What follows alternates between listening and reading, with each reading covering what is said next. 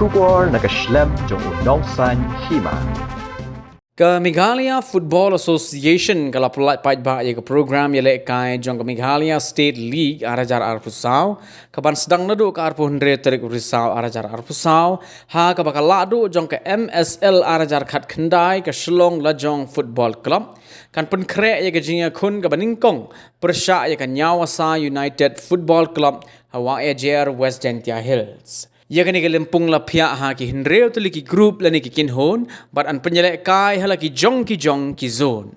ki kinhon ki badan ha ka group A ki long ka Cipak Kopre Football Club atong Matkrek Football Club Pingera Do Jisik Football Club bat ka lom sok klor Sports and Cultural Club ha ka ba an Ïalehkai hatura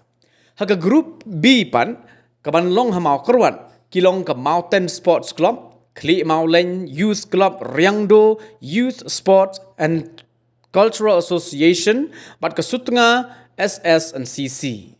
Haga Group C ki banyak kon tersat kilong ke Maulum Tersat Sport Club 7 United SS and CC nangkeu saprang lum dengan Sports Club bat ke Lathlebo Sports Club.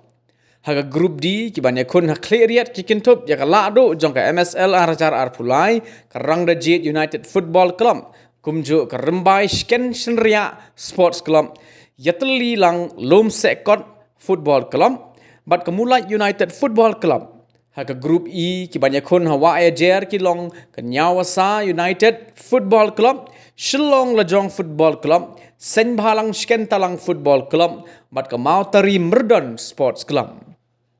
Kat bahaka Group F, ki banyak kon hasilong ki long ke Molai Sports Club, Seng Samla Maumulu, Penursla United Youth Club, bat ke Patharkhma Sports Club. Hak bede bagi jingi kun quarter final, semi final but final ke MFA kan sapen benai ki tarik kam hadin.